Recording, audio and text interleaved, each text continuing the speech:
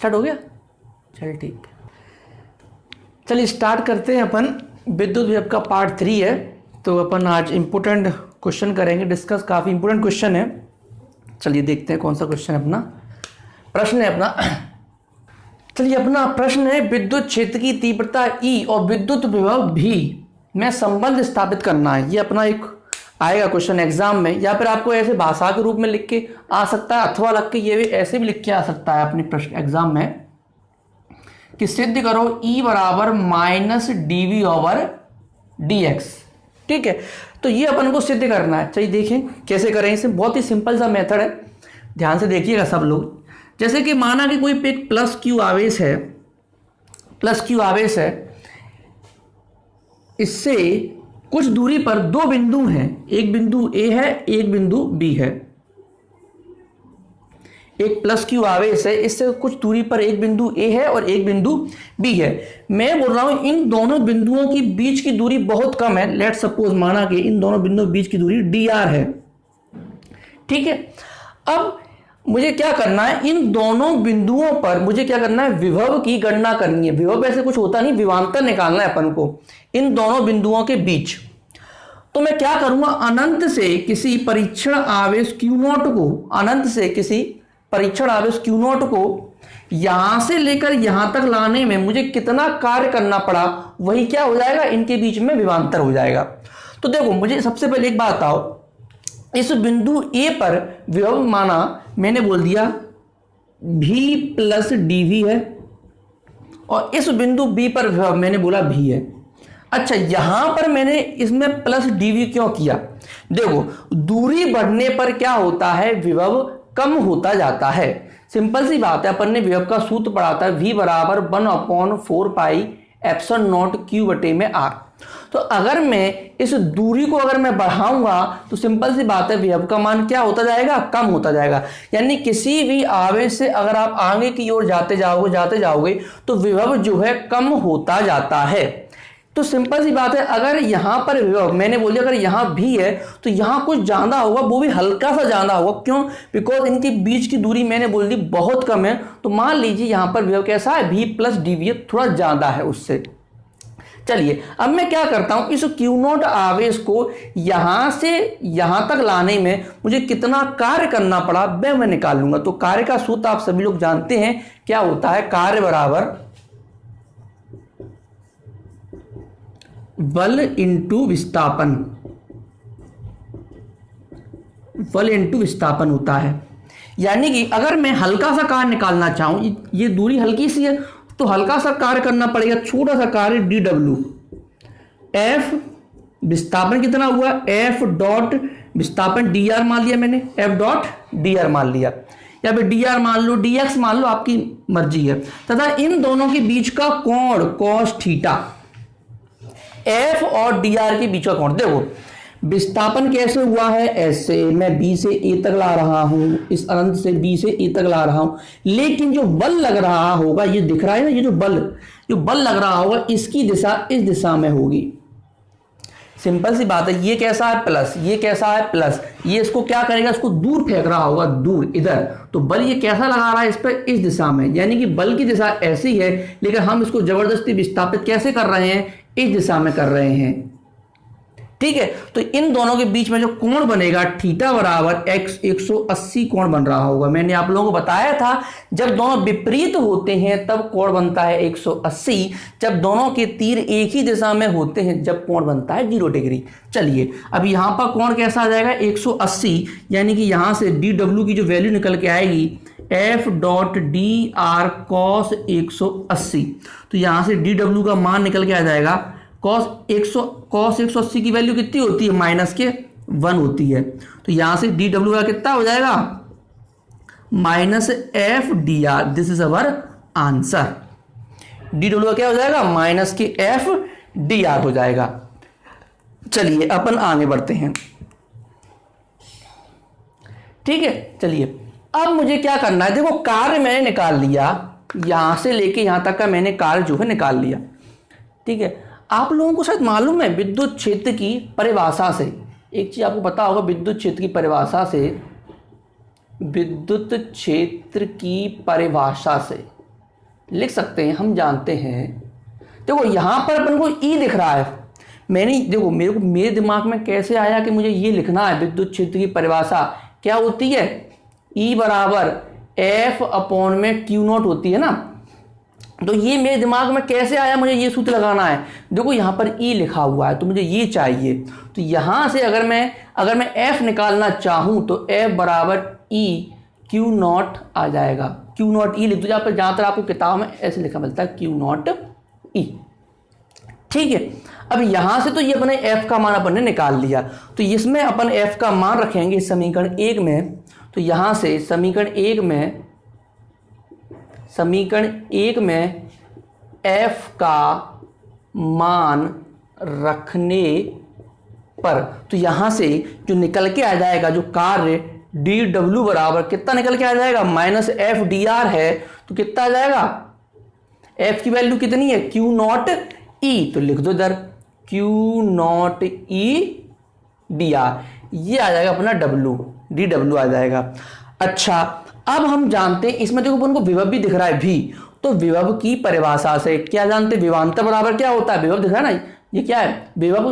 वैसे विभव करके कोई शब्द होता ही नहीं है, विभवांतर होता है। तो विभवांतर बराबर क्या होता है, विभवांतर विभव, देखो जहां इनमें कंफ्यूज मत होना, दोनों एक ही चीज है। चाहे विभवांतर बोल दो चाहे विभव बोल दो, सिर्फ इतना है कि विभव अपन तब बोल देते हैं जब मान लीजिए किसी चीज को अपन अनंत से लाते हैं, तो आप उसको विभव बोल दो चाहे विभवांतर बोल दो, अंतर इन दोनों में कुछ भी नहीं होता।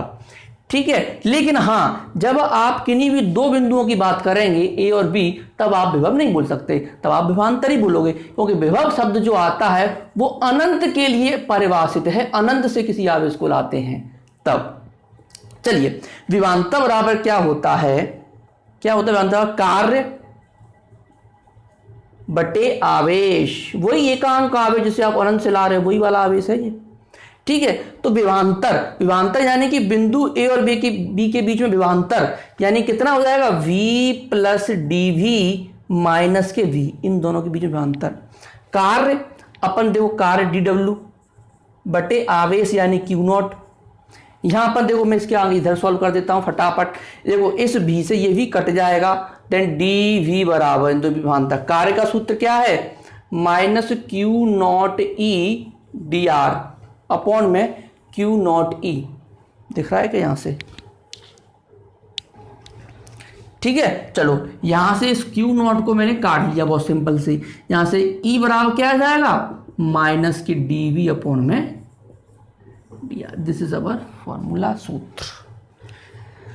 तो ये अपना डेरिवेशन हो गया, बहुत ही इजी है। सबसे पहले आपको देखो क्या निकालना है, इन दोनों बिंदुओं के बीच में आपको कार्य निकालना है, बस कार्य निकाल लिया आपने।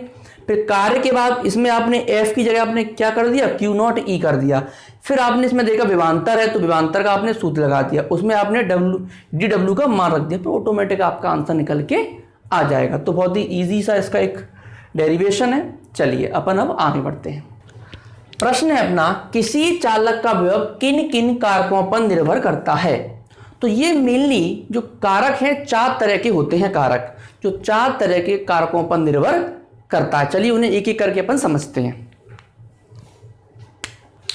चलिए, तो ये मेनली 4 अपने रीजन है किसी चालक के विभव के कारक के। तो पहला है आवेश की मात्रा पर। देखो आवेश की मात्रा पर देखो कैसे करेगा निर्भर। अपन विभव का सूत्र जानते हैं, v बराबर 1/4 पाई एप्सिलॉन नॉट q बटे में r होता है विभव का सूत्र। तो आप खुद दिमाग लगाइए, अगर मैं किसी वस्तु पर अगर मैं आवेश की मात्रा अगर मैं बढ़ाता जाता हूं, कोई ये गोला है, इसके ऊपर मैं आवेश अगर देता जाऊं तो इसका विभव भी कैसा होता जाएगा, बहुत ज्यादा होता जाएगा। तो किसी चालक पर अगर आप आवेश देते जाओगे तो सिंपल सी बात है, उस पर विभव कैसा हो जाएगा, बढ़ जाएगा। यानी कि आवेश को बढ़ाने पर विभव भी क्या होता है, बढ़ता है। इसे आपको नोट करने की बिल्कुल भी वो नहीं आवश्यकता, इसके जो नोट्स हैं आपको लिंक में नीचे मिल जाएंगे डिस्क्रिप्शन में। तो अभी आप सिर्फ आप समझिए। दूसरा है चालक के क्षेत्रफल पर।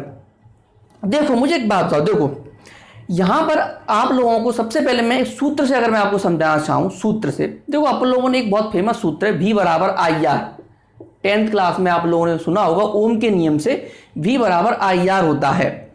यहां से जो R का जो सही रूप होता है शायद आप लोगों को मालूम हो R बराबर रो L बटे में A होता है एरिया, तो V बराबर क्या क्या आ जाएगा I रो L बटे में A। तो यहां क्या हुआ, ये A और ये V एक दूसरे के क्या हो गए, उल्टे हो गए। यानी कि अगर मैं क्षेत्रफल अगर मैं बढ़ाता हूं तो विभव क्या हो जाएगा, कम होता जाएगा। क्षेत्रफल अगर मैं बढ़ाता जाऊंगा तो क्या हो जाएगा, विभव कम होता जाएगा, क्योंकि ये दोनों क्या हुए, एक दूसरे के व्युत्क्रमानुपाती। यहां आप लिखोगे V व्युत्क्रमानुपाती 1/A हो जाता है यहां पे, ठीक है। यहां क्या हो जाता है, V समानुपाती Q हो जाता है। तो यहां पर अगर आप एरिया बढ़ाओगे, क्षेत्रफल बढ़ाओगे तो विभव क्या हो जाएगा, कम होता जाएगा, ठीक है। आगे बढ़ते हैं अपन। आवेशित चालक के पास अन्य कोई चालक रखने पर, आवेशित चालक के पास अन्य कोई चालक रखने पर, तो देखो क्या होगा, जैसे मान लीजिए कोई चालक कोई गोला है, अगर इसके पास बहुत ज्यादा आवेश है, ठीक है। अगर मैं इसके पास में एक और अगर कोई गोला लाता हूं, एक और गोला लाया, तो क्या होगा, ये आवेश, अगर ये आवेश क्या हो, कुछ आवेश उड़कर इस पे आ जाता है। अगर इसके बहुत पास लाने पर, बहुत पास लाने पर, किसी अन्य गोले को अगर आप इसके पास में लाओगे तो क्या होता है, ये आवेश, कुछ आवेश इस पर चला जाता है, ठीक है। तो इस वजह से इसका विभव क्या हो जाएगा, कम हो जाएगा। तो अगर हम किसी आवेशित गोले के पास, किसी आवेशित वस्तु के पास अगर आप कोई एक अन्य वस्तु लाओगे, कोई अन्य चालक लाओगे, तो उसका विभव क्या हो जाएगा, कम हो जाएगा, ठीक है।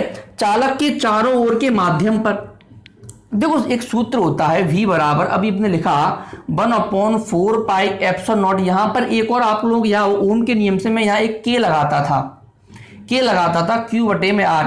ये क्या होता है, ये माध्यम का परावैद्युतांक होता है। K क्या होता है, माध्यम का परावैद्युतांक। तो सिंपल सी बात है, अगर मैं कोई माध्यम लाऊंगा, जैसे तेल, पानी, कोई भी, वो हवा की तुलना में क्या होगा, घना होगा। तो अगर मैं इस K का मान अगर मैं बढ़ाऊंगा तो B का मान क्या हो जाएगा, कम हो जाएगा। उल्टे है ना एक दूसरे के, यहां पर V व्युत्क्रमानुपाती 1/K हो जाएगा। तो अगर मैं K बढ़ाऊंगा तो V क्या हो जाएगा, ऑटोमेटिकली कम होता जाएगा। तो ये इसके लिए डिफाइन हो जाएगा। तो सारे आप लोगों को रीजन आ गए होंगे समझ में। ये चार कारक हैं, आवेश की मात्रा, चालक के क्षेत्रफल पर, और आवेशित चालक के पास अन्य कोई चालक रखने पर, तथा चालक के चारों ओर के माध्यम पर। ये चार रीजन हैं, तो इनके मैंने एक्सप्लेनेशन कर दिए हैं। सारे सूत्र से देखो आप समझ में आ गए होंगे। पहले देखो आवेश बढ़ रहा है तो विभव भी बढ़ेगा। क्षेत्रफल का सूत्र थोड़ा सा आप लोगों को याद करना पड़ेगा। वैसे ये आगे वाला वो आएगा चैप्टर, विद्युत धारा करके चैप्टर आएगा इसके बाद वाला, उसमें ये चीजें और अच्छे से आपको आ जाएगी समझ में कि आर का फॉर्मूला क्या होता है, कैसे V बराबर IR होता है। विद्युत धारा करके वो चैप्टर है, उसमें आपको ये सारी चीजें क्लियर हो जाएंगी। फिर भी ये आप लोगों को सूत्र याद होगा, ठीक है। चलिए, आवेशित चालक के पास अन्य कोई चालक रहने पर, अगर आप किसी भी चालक के पास बहुत ज्यादा, अगर इसके पास आवेश है, कोई अन्य एक चालक इसके बहुत पास में लाओगे तो क्या आवेश उड़ के इसके पास आ जाते हैं, ठीक है। चलिए, अब चालक के चारों ओर के माध्यम पर,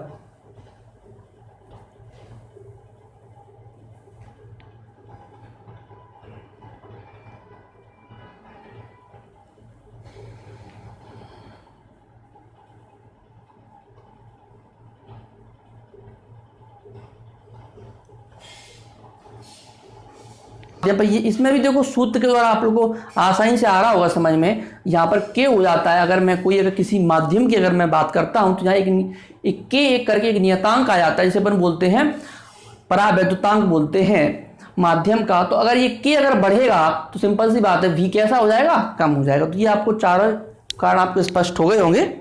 चलिए, तो अभी इसके अंदर एक प्रश्न और है, देन उसके बाद ये चैप्टर भी अपना खत्म हो जाएगा। देन उसके बाद हम स्टार्ट करेंगे संधारित्र।